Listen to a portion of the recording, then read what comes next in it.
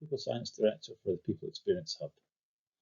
And I want to talk to you about how we use a statistical analysis called mediation analysis to build a more complete picture of how different factors influence employee engagement.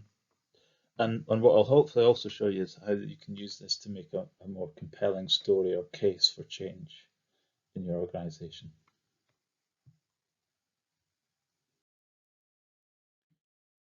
The starting point for this is our people experience framework, which is based on years of published psychological research, research into employee engagement that we've assimilated, and it's a very simple one. Rather than trying to define exactly what the people experience is at a very detailed level, what we're saying is there's 3 levels. The first of these is the perceived environment, and this is the manageable elements of the people experience, the levers that you can pull as an organization, things like your management and leadership practices, people policies, physical environment, communication. Then we have the felt experience. So this is the impact that perceived environment is having on a person as an individual. And we define this in terms of 6 sort of positive feelings. And this again is based on different psychological frameworks that are out there and have a research track record. And I guess what we're saying is together these represent an engaging people experience. Then we have observable outcomes. Now, there are many different things that you could put into that. We're talking here about motivations, behaviors.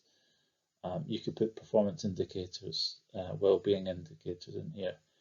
Now, what we often end up measuring here is engagement, and we differ slightly from some survey providers in that we focus on the parts of employee engagement that we would describe as an outcome.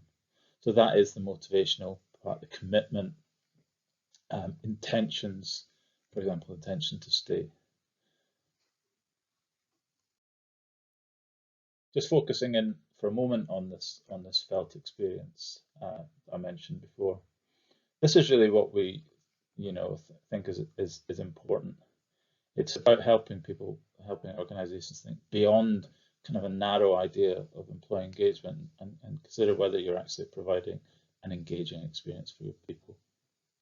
When we talk about things like autonomy, belonging, connection, enjoyment, purpose, and growth, they have more meaning, more of a practical aspect to them than just engagement, which is a little bit linear, a little bit narrow, perhaps.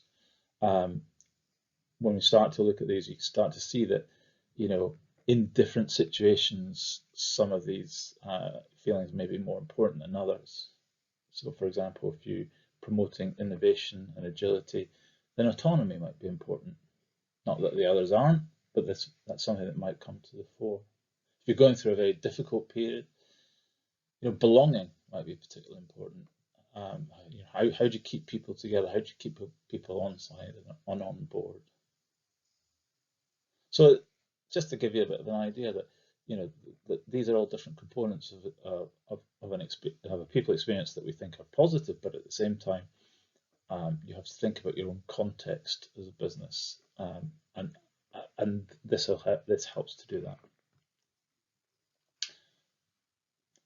Now I'm going to show you now what our path analysis looks like, and the first thing you'll see is a lot of information. So the first thing I'll say is take a step back from the screen. Okay. So as I said, there's a lot of information here. Now this is a real example of a food manufacturing company that we've been working with, and So the first thing to say is this is all of what we describe as significant pathways to engagement. So on the left-hand side, you've got perceived environment. In the middle, you've got the felt experience. On the right-hand side, the observable outcome. In this case, you can see that we've got some engagement questions. Now, you'll also see a lot of lines. And, that's, so what that means is, we've got, you see that the number of lines is important. So when you see lots of lines coming out of a particular box or going into a box, it's an indication of relationships. So if you look on the left-hand side, 4 down, you've got green, a leadership question. Foodco cares about its people. You can see that it actually has 4 lines coming out of it. 3 of them are thin. They indicate a single relationship, and then 1 of them is a bit thicker. It indicates two lines, if you like, going, because those 2 go from that into I'm proud to work for Foodco. You'll also see some much thicker lines. So if you go down a bit, you'll see processes make it easy to get things done, and that goes all the way to I'm able to focus on my work. That means that ultimately equivalent of 4 lines are going from that to I'm able to focus on my work, and then they split and go to different engagement questions. So there's a lot to see there, but to add to that, on the left-hand side, far left, you'll see the little rocket icon, and this indicates statistically the starting point of some of the strongest relationships. So all of these relationships, if you like, are relatively strong because they're all statistically significant, but there's some are stronger, and they're highlighted with the rocket icon. So, like I said, the first thing you can do here is the most useful thing you can perhaps do is take a step back, and then just have a look and let your eyes settle and see what you notice, and you start to see patterns. And what I'm just going to do now is just walk through a few of these.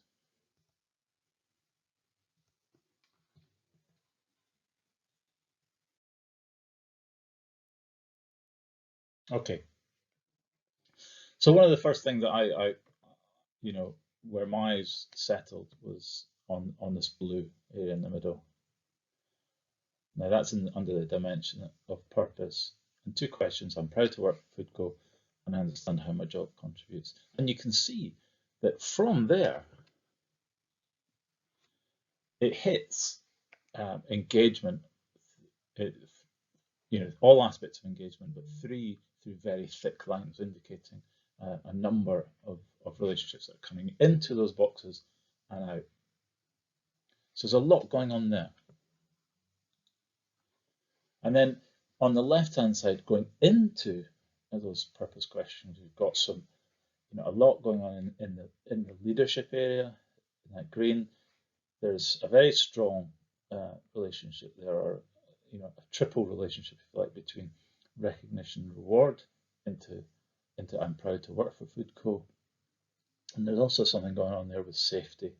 Okay, another triple relationship going into being proud to work for Foodco.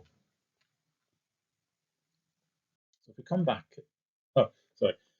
before we come back out, the things that I've highlighted there, rather than highlighting them, I've isolated them, taken everything out of the picture, and you start to see something quite clear there. And if you follow this through, you can tell the story here.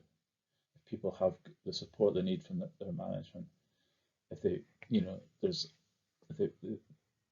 have a good perception of the company leadership, if there's reward and recognition, flexible workload, work schedule, and safety is important. You see that it has an impact on people's sense of purpose, and particularly strongly is that sense of pride to work for Foodco, and you can see then that is impacting a whole range of things.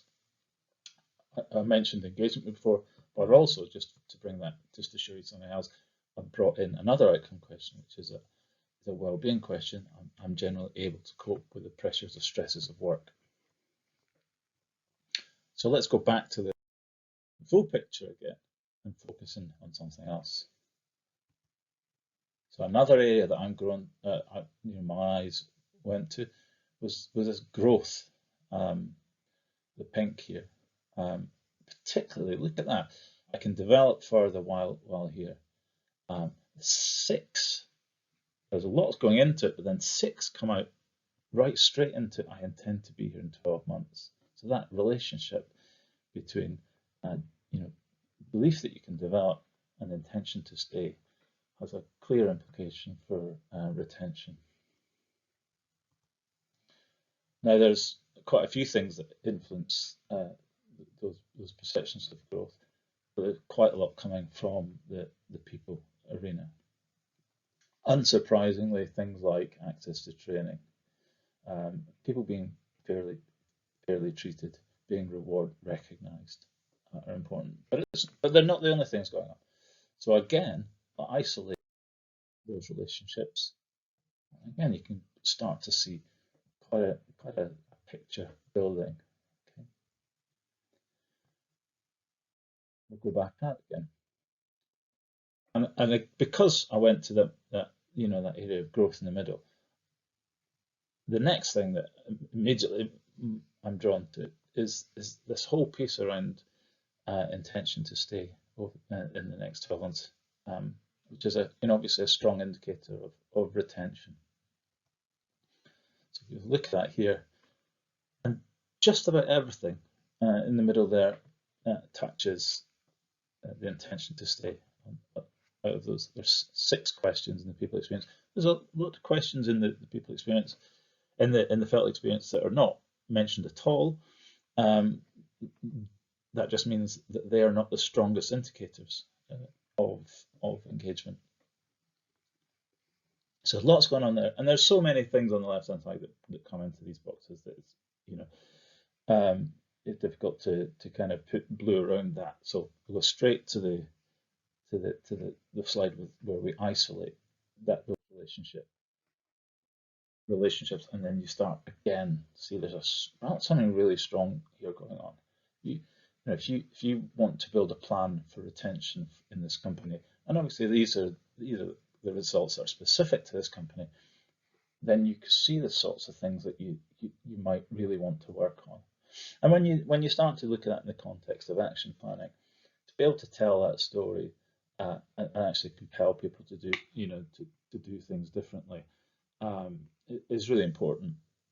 One of the biggest issues we see post-survey is a lack of action, and I think often it's because what you end up with is a wish list of things that where you could improve the score, but it's not really that clear why, what impact it's going to have, what you expect from it. Now you look here. If you want to track back from retention, you've got a checklist of things that you could really be working on. I mean, just look at workload. Okay, the impact that workload alone is having there. Okay, but workload and then pride, which has a lot of contributing factors.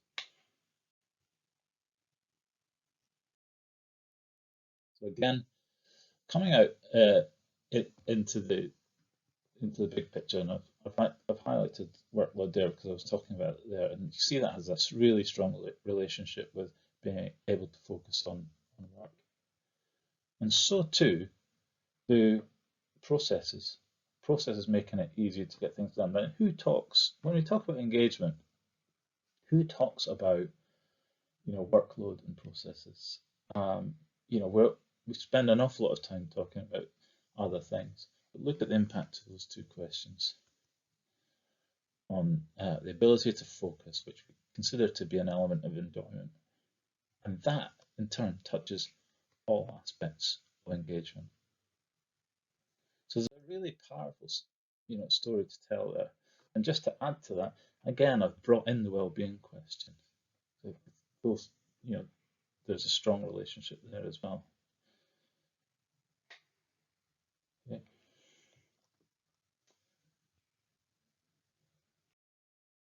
So I hope that, you know, it's just a bit of a whirlwind view, but you start to see that by doing this analysis, rather than just saying, well, these are the drivers of engagement, we actually see when we do this, it has this impact, and then it can impact upon engagement. But equally, you can start to look at it might not be engagement that you want to measure as an outcome. You might want to just look at well-being. You might want to look at other indicators of performance. And our model doesn't say it has to be engagement at all. If you found that interesting or useful, why not connect with us? We're on LinkedIn, Twitter, Instagram, and apparently even TikTok. You can find us at pxhub.io. My own Twitter is at Robert S. Robson, and I'm on LinkedIn as well. Great.